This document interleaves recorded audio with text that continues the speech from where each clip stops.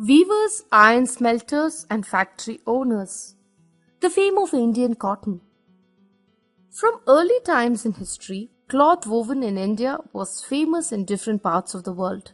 Traders from many places, Arabia, Africa, Indonesia, China, etc., and from the 16th century, also from Britain, France, Holland, Portugal, etc., would make their way to India to buy a variety of textiles, such as the very finely woven muslin cloth, the colorfully printed chintz cloth, and so on. From the 16th century, the demand for Indian textiles increased considerably and the traders earned good profit by selling it. The weavers were given a lot of work by the traders. They were busy all the time weaving cloth on their handlooms for many different kinds of customers who could be rich or poor, Indian or foreign. However, only a small portion of the money earned would reach the weavers who made the cloth. Set back to the Indian textile industry. Around 1750 and afterwards, factories began to be established in Britain and spinning and weaving of cloth began to be done on machines. They built on and improved the methods used to produce cloth in India and other parts of the world and mechanized the production of textiles. The British government imposed a special tax on cloth that came from India, which in turn made it more expensive than the British-made cloth. Over a period of time, there were many improvements and new inventions of machinery. In 1764, the spinning jenny was invented by John Kay, which increased the productivity of the traditional spindles.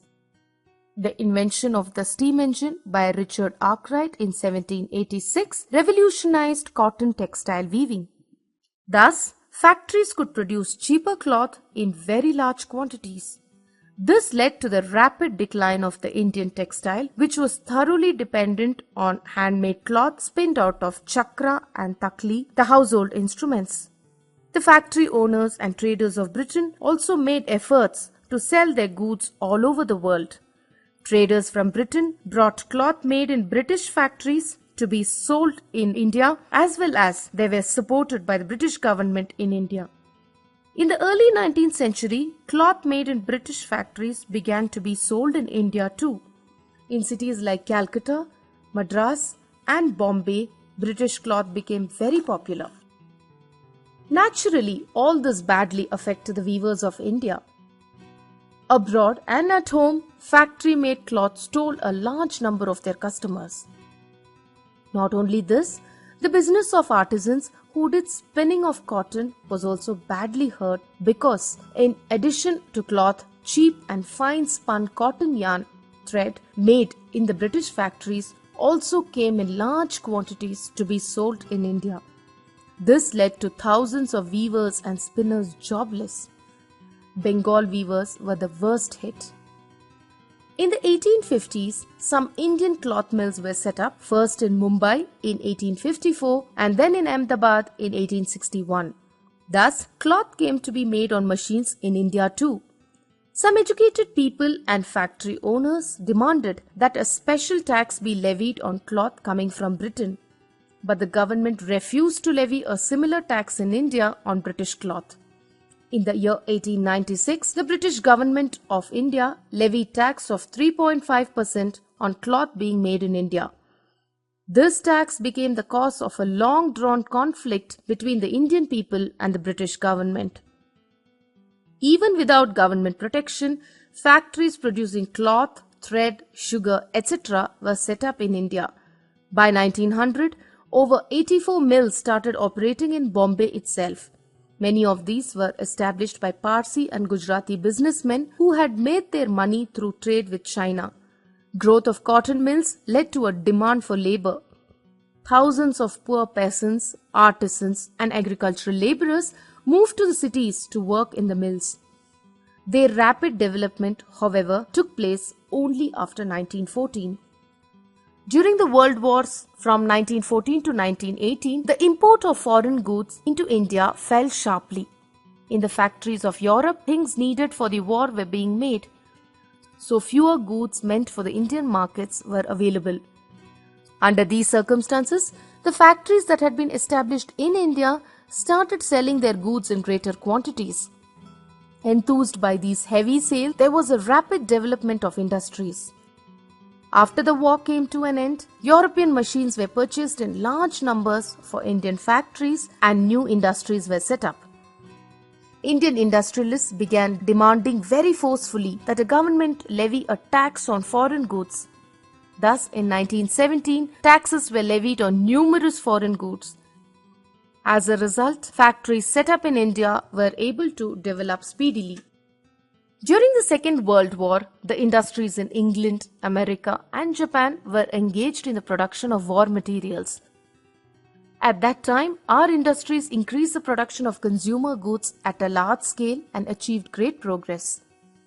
During the freedom struggle, Swadeshi movement in India was very much useful for the production of native goods as the British goods were boycotted. A movement to protect the native goods and their indigenous industries helped to keep up the country's economy. After independence, our national government is taking keen interest in agricultural and industrial development through its own 5-year plans. Iron smelters. Iron ore is found widely in the Indian subcontinent outside the alluvial plains of the Ganges, Indus and Brahmaputra rivers. For millennia, Indians' iron smelters have worked various grades of ore for the manufacture of tools and weapons. In the 18th century, Indian iron production was sufficient not only for local uses, especially in the growing armaments industry which demanded iron for guns, but also yielded a surplus which was exported. The iron was also of very high quality. Jean-Baptiste Tavernier, who visited the subcontinent in the 17th century, gave this account of the guns he examined in Golconda. The barrels of their muskets are stronger than ours, and the iron is better and purer. In the 18th century, similar assessments were made of guns in the North Indian state of Awadh, the Western Indian states under Maratha rule, and in the South Indian kingdom of Mysore.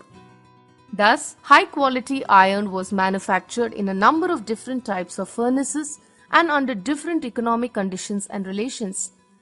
The methods ranged from a low-cost, capital-minimizing technique used in the hill areas by tribal people. The skill and technical acumen of South Indian iron workers was in evidence in an iron works that was established in the late 1820s in the South Indian town of Porto Novo. The iron works in Porto Novo produced very high quality stuff which was exported to Britain where it was used widely. Iron smelting methods. The most primitive method and furnace were found in the hill areas, mainly in central India. These furnaces were worked by tribal people. They smelted iron in the dry season and the wrought iron was sold to the agriculturists of the plains who used the metal for the manufacture of tools. Both the iron ore as well as the wood for the making of charcoal were found in abundant supplies in these hill regions. A second type mode of smelting iron was done in larger furnaces which was operated on a far more commercial basis. The districts of Birbhum and Burdwan in western Bengal were major centers for these larger furnaces. Iron and steel factories come up in India. The first attempt to start an iron and steel mill in Porto Novo in Tamil Nadu was made in 1830 by Josiah Heath with the help of East India Company. This attempt failed. Later, in 1870, a plant was set up in Kulti near Kolkata. This plant was taken over by the Bengal Iron and Steel Company in 1889. For modern India's iron and steel industry, August 27, 1907 was a red-letter day when the Tata Iron and Steel Company, TISCO, was formed as a Swadeshi venture to produce 1,20,000 tons of pig iron. The TISCO plant at Sakchi, renamed Jamshedpur in Bihar, started pig iron production in December 1908 and rolled out its first steel the following year. TISCO had expanded its production capacity to 1 million tons ingot by the time the country achieved freedom. The Tatas, as Gandhiji said, represented the spirit of adventure and Jamshedji Tata in the words of Jawaharlal Nehru, laid the foundation of heavy industries in India. The British rulers disfavored this and other attempts to start indigenous industry. It was chiefly with the help of American experts that the Tatas started their industry. Its childhood was precarious, but the War of 1914 to 1918 gave it a fillip. Again, it languished and was in danger of passing into the hands of British debenture holders. But nationalist pressure saved it. In 1918, soon after the war, Indian Iron and Steel Company (IISCO) was formed. The then Mysore government also decided to start an iron works at Bhadravati, while IISCO started producing pig iron at Burnpur in 1922. The Mysore Iron and Steel Works took about 18 years to start its plant. Meanwhile, the Bengal Iron Works went into liquidation and merged with IISCO. The Steel Corporation of Bengal (SCOB), formed in 1937, started making steel in its Asansol plant. Later in 1953, SCOB merged with IISCO. Keynotes to remember. From early times in history, cloth woven in India was famous in different parts of the world to buy a variety of textiles such as the very finely woven muslin cloth, the colorfully printed chintz cloth, and so on. Around 1750 and afterwards, factories began to be established in Britain and spinning and weaving of cloth began to be done on machines. Thus, factories could produce cheaper cloth in very large quantities. This led to the rapid decline of Indian textile, which was thoroughly dependent on handmade cloth spinned out of chakra and takli. In the early 19th century, cloth made in British factories began to be sold in India too. In cities like Calcutta, Madras, and Bombay, British cloth became very popular. This led to thousands of weavers and spinners jobless. Bengal weavers were the worst hit.